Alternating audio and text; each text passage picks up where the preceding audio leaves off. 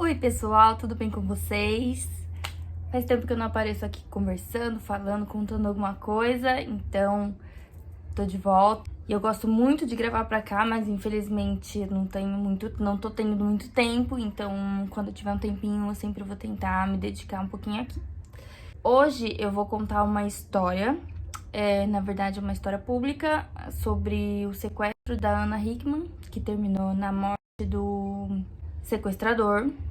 E é um caso um pouco polêmico, porque algumas pessoas não aceitaram a sentença, acharam que o cunhado da Ana Hickman deveria ser culpado, ou não, e então hoje eu vou contar aqui a história e depois eu quero saber a opinião de vocês, o que vocês acham sobre o tema. Antes de tudo, peço pra vocês darem um like aqui no vídeo, me ajuda muito na divulgação, e também se inscrevam aqui no canal. E é aquilo, né? Compartilhe o vídeo também com quem você acha que gosta desse tipo de assunto, desse conteúdo e tudo mais. Então, bora pro vídeo de hoje. No dia 21 de maio de 2016, Ana Hickman estava hospedada em um motel de Belo Horizonte, acompanhada de seus 2 assessores e também cunhados. Eles foram sequestrados, mantidos em cárcere privado na mira de uma arma por um suposto fã da apresentadora. Antes de contar sobre o caso em si, vou contextualizar vocês. Vou contar um pouco sobre o Rodrigo, que é o sequestrador, e como ele chegou até o extremo, né? Rodrigo Augusto de Pádua tinha 30 anos, ele morava em Juiz de Fora com os pais, não trabalhava, ele era muito caseiro, não costumava sair muito de casa, e segundo a própria mãe dele, ele não tinha diagnóstico de nenhum problema mental.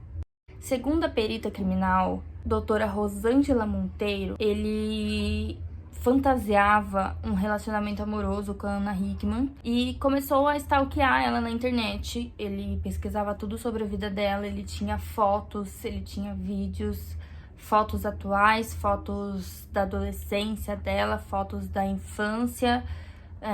Ele sabia de tudo sobre a vida dela e ele perseguia ela pelas redes sociais. Essa questão de postar tudo nos stories, na hora ali que tá acontecendo. Na época, o Snapchat estava bem em alta, então ela postava muito no Snap. E ele acompanhava fielmente ali. Ele ficava o dia todo acompanhando a vida da Ana Hickman. Em um certo momento, ele começou a entrar em contato com ela por essas redes sociais.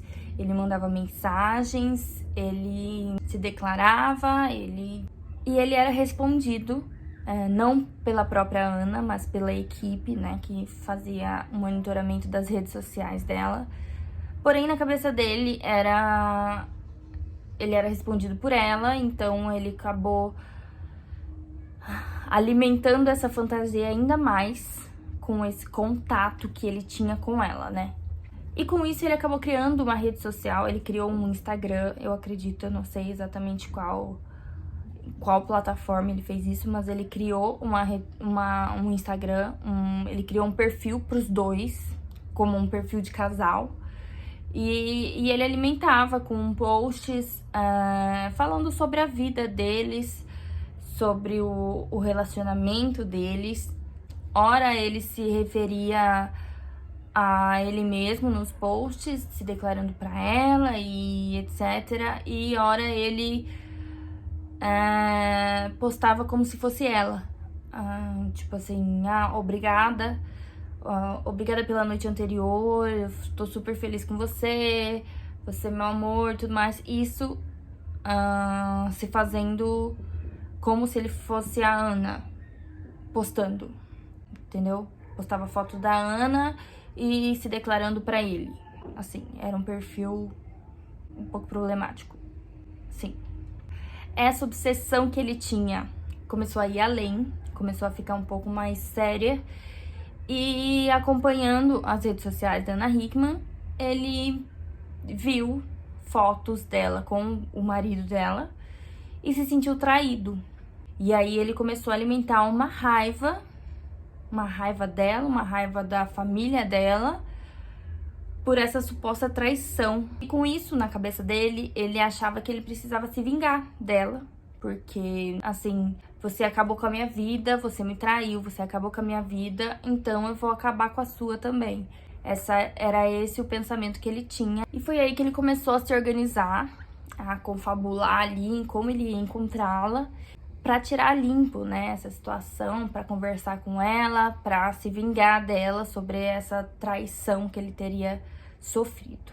E a oportunidade chegou quando a Ana Hickman foi para Belo Horizonte, que é uma cidade perto de Juiz de Fora, que é onde ele morava. Ela foi trabalhar em um lançamento da grife dela e foi com os 2 assessores dela, que eram o Gustavo e a Giovana, os 2 cunhados dela. Ela ficou hospedada num hotel na zona sul de Belo Horizonte. Tá, então agora a gente vai entrar no caso, no próprio crime. Dias antes do dia D, né, do dia fatídico, o Rodrigo ficou sabendo pelas próprias redes sociais que a Ana estaria em Belo Horizonte em tal data. Então ele começou a se programar, a se organizar para chegar até ela. E aí no dia 21 de maio de 2016, ele também se hospedou no hotel. Ele se hospedou no 13º andar do hotel. E perguntando para os funcionários, ele conseguiu descobrir em qual andar, em qual quarto ela estava hospedada. Então aí começa a primeira falha de segurança do próprio hotel, que não pode, em hipótese alguma, passar nenhuma informação sobre outros hóspedes, sendo eles famosos ou não. Pelo próprio Snapchat, ele ficou observando todos os passos da Ana. Ela postou onde ela estava, o que ela estava fazendo e etc. E assim ele foi organizando como ele ia agir. Como ele estava acompanhando todos os passos dela, ele sabia que ela estava com os assessores e ele sabia que teria que passar por eles para chegar até ela. E por volta das 14 horas, Rodrigo se direcionou ao 9º andar, que era o andar que a Ana estava hospedada. E no corredor ele encontrou o Gustavo, que era o assessor e o cunhado da Ana, e ameaçou ele, rendeu ele, ameaçou e obrigou ele a levá-lo até a Ana. Chegando no quarto, ele a encontrou junto com a Giovana, que era sua outra assessora e também cunhada. E ele começou a ofender a Ana com palavras de baixo calão.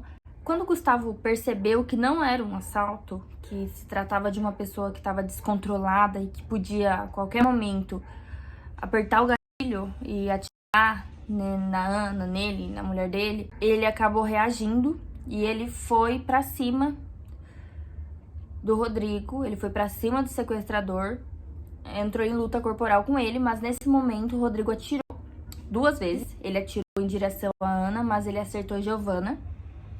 Ele acertou ela no abdômen e no braço. E aí foi nisso que o Gustavo entrou em luta corporal com ele, segurando a mão da arma e falando para as meninas correrem, chamar ajuda, e é isso. E aí a Ana ajudando a Giovana a sair, porque ela foi atingida, a Giovana foi atingida, ela estava ferida. Elas desceram até o saguão do prédio, do hotel, e pediram por ajuda, começaram a contar o que estava acontecendo, e os funcionários não reagiram, eles não acreditaram no que estava acontecendo, e eles não ajudaram, eles não prestaram socorro. Essas são palavras da doutora, a perita criminal, doutora Rosângela Monteiro.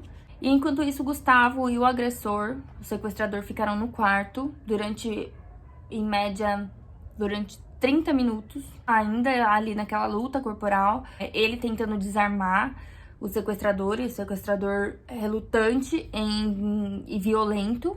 Nessa briga, né, o Gustavo conseguiu colocar o dedo dele, isso são palavras da doutora Rosângela também, a perita criminal, o dedo do sequestrador não saiu do gatilho da arma em nenhum momento. E nesse ponto, o Gustavo conseguiu, com o polegar dele, colocar a mão junto com o dedo dele, colocar o polegar dele junto com o dedo do agressor na arma e atirar onde desce, né, para tentar se livrar. E nisso ele atirou na nuca do Rodrigo, o que fez com que ele morresse ali na hora. Depois disso, Gustavo saiu do quarto, desceu também até a recepção do hotel, entregou a arma, deixou a arma ali na recepção e falou pra chamarem a polícia e foi atrás de tentar ajudar a socorrer a esposa dele, Giovanna. Ele entrou na frente de um táxi, desesperado, e enfiou ela no táxi e foram pro hospital próximo. A Giovanna precisou passar por cirurgia, porque o tiro que foi no abdômen dela atingiu alguns órgãos, então ela precisou passar por cirurgia, mas ela passou bem. E a Ana, além dos danos emocionais, óbvio, ela foi também atingida por fragmentos de bala, de tão perto dela que foi, porque foi direcionado a ela, né? O tiro foi direcionado a ela, passou tão perto dela que ela foi atingida pelos fragmentos da bala. Mas ela não teve ferimentos, foi superficial. De novo, mesmo não tendo nenhum diagnóstico confirmado, as autoridades alegam que sim, o Rodrigo sofria de alguma doença mental.